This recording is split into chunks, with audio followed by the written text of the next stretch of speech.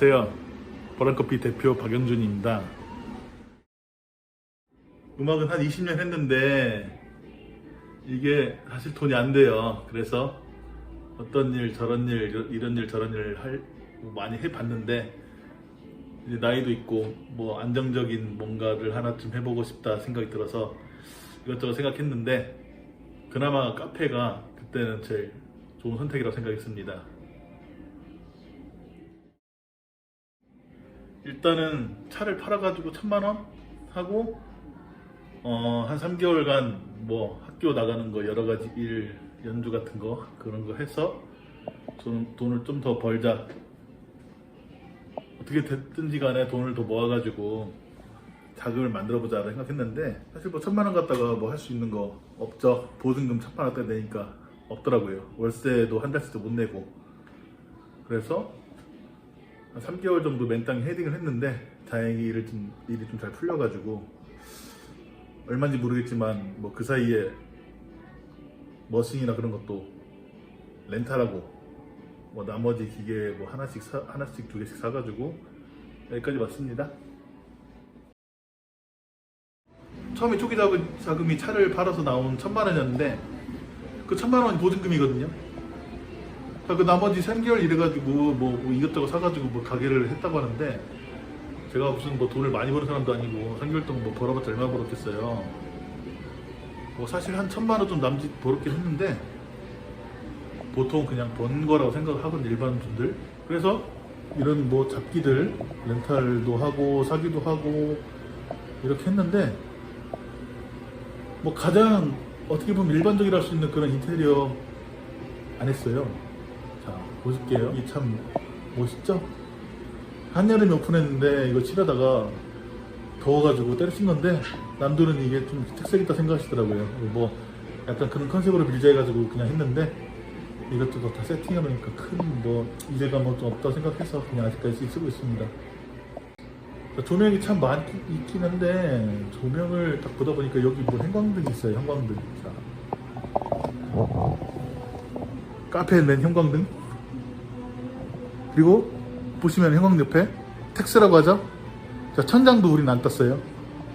그냥 일반 공실에 있는 그 상태 그대로 와가지고 사실 이것만 칠하고 그냥 쓰는 거예요. 다행히 타일은 있더라고요. 이렇게 인테리어 비용이라고 할까요? 그러면 가장 많이 돈이 들었던 거는 이 뭐랄까 작업대라고 말씀드리기보다는 그냥 저기 냉장고 위를 저희는 잘 쓰고 있어요. 자, 조명까지 해가지고 이 조명이 좀 많긴 했는데 하나에 한 10,000원을 치고 조명 한 25개? 25만원? 이거 작업대 만드는데 나왔습니다. 그러면 325만원? 뭐 그렇게 들었는 것 같아요. 뭐 나머지 뭐 이런 것들 뭐 책상, 공기청정기, 그리고 뭐 소품들 발품도 팔고 쿠팡 뭐에서 사고 뭐 옥션에서 사고 그래서 뭐 하나에 뭐 3만원 뭐 4만원 뭐 이렇게 산 것 같아요. 옛날에 되게 많았는데 지금 다 팔고 누구 주기도 하고 그래가지고 지금 이거밖에 안 남았어요. 저 어쨌든 뭐 2년 남짓 가게 운영하면서 여러 가지 뭐 생긴 것도 많고 그랬는데 처음에 돈이 들었던 거는 325만원, 뭐 크게 잡아서 400만원 안 들었던 것 같아요. 하나 더 있죠. 사실 이게 없어가지고 냉난방기 없어가지고 그걸 달았는데 이건 부모님이 해주신 건데 기계값 200에 설치비가 한 30만원인가 40만원인가 그렇게 나왔던 것 같아요. 이것까지는 저희가 좀 너무 힘들어가지고 좀 SOS를 좀 했습니다. 가장 받고 싶은 거야? 우리 가게에서 제일 고생하는 여기 있는 이거 오븐. 아직도 잘 되긴 하지만 좀 전문적인 그 오븐 있으면 좀 더 좋긴 하겠죠. 그리고 여기 보시면은 머신, 아직까지 잘 쓰고 있는 렌탈 머신.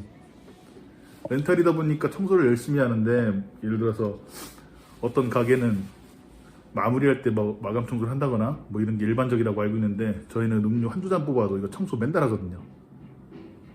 청소란 거는 커피가 물이 나오는 그 쪽에 압착이 돼가지고 커피가 나오는 압력으로 커피가 나오는 건데 거기 엄청난 세척을 매일 하고 있죠. 처음에는 그냥 일반 카페였죠. 남들 다 하는 그냥 뭐 홀도 있고 뭐 그런 카페였는데 이번 연도 2월 달부터 코로나가 격상되면서 조치를 좀 취했어요. 저희가 가게가 크지 않거든요. 지금 이렇게 보시면은 작아요. 작은데 여기다가 또 테이블을 놓고 하다 보니까 쉽지 않은 거였죠. 다 치워버렸어요. 없어요. 근데 조금 간이식을 앉으시라고 의자는 놨는데 테이블 자체가 없죠. 처음에 몇 달은 후회했죠. 이렇게 해서 장사가 될라나 했는데 사람들이 많이 불안해하니까 많이 돌아다니지 못하시고 해서 배달을 많이 시켜 드셨는데 저희 같은 경우는 초반에 그런 거를 대처를 했기 때문에 지금까지 잘 되는 것 같습니다.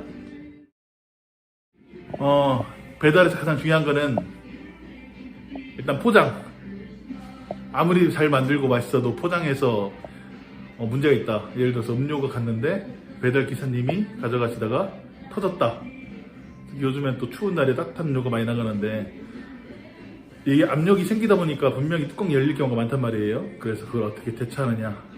그게 가장 첫 번째 포장 문제고, 두 번째는 일단 남들이 배달을 시킬 때 우리 가게에 어떤 아이덴티티가 있어야 되죠. 그래야 배달이 들어오고 저희 가게에서 준비를 하는 건데, 저희는 이렇게 가게가 작더라도 저희만의 특색이 있어요. 예를 들어서 커피만 파는 게 아니고 디저트, 요즘 많이 하시지만 디저트도 있고, 디저트를 예를 들어서 남들 다 하는 뭐 크로플이란 뭐 이런 거 유행을 따라갈 수 있긴 하지만 저희는 유행을 따라가는 게 많이 없어요. 저희만이 할 수 있는 그런 디저트 군을 좀 만들었고요.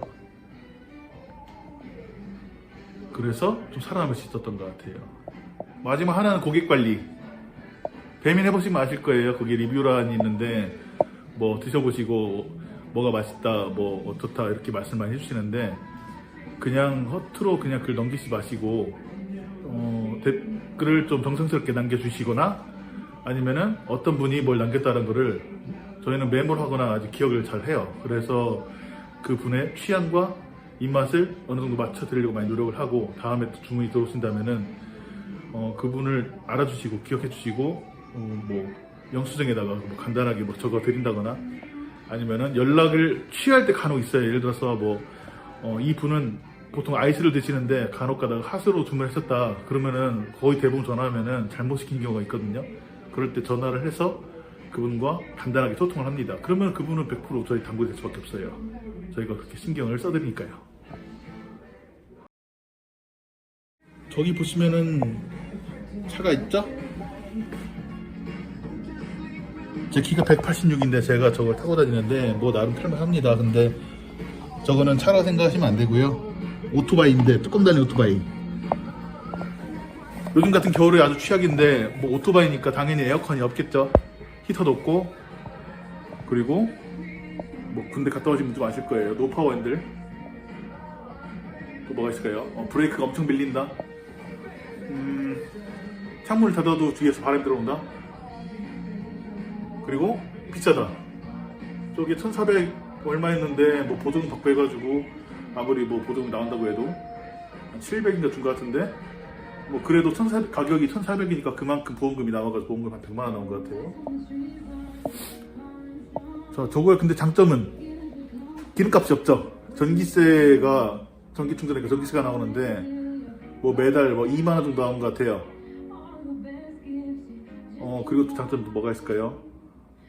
자, 만약에 눈과 비가 올 때 오토바이 타신 분들이 배달해서 참 곤욕이 참 많으신데, 그래도 그나마 저기 좀 안전하죠. 그리고 바퀴가 4개 있는 어쨌든 차의 형태니까 뭐 굉장히 안정적이라고 볼 수 있어요. 하지만 그래도 아까 처음에 말씀드렸던 단점이 너무 강해서 조심히 타야 됩니다. 하지만 저희는 저거 갖다가 아주 효과를 톡톡히 보고 있죠. 아까 말씀드린 고객관리 측면에서도 제가 저걸로 직접 배달할 때 가끔 있는데, 그러면 한 번쯤 인사도 드리고 더 정성스럽게 가는 경우가 많습니다. 특히 저희는 어떤 관공서나 병원, 학교 이런 데서 많이 들어와요. 그래서 그런 거 같은 경우는 소량이라도 제가 직접 가는 경우가 많거든요.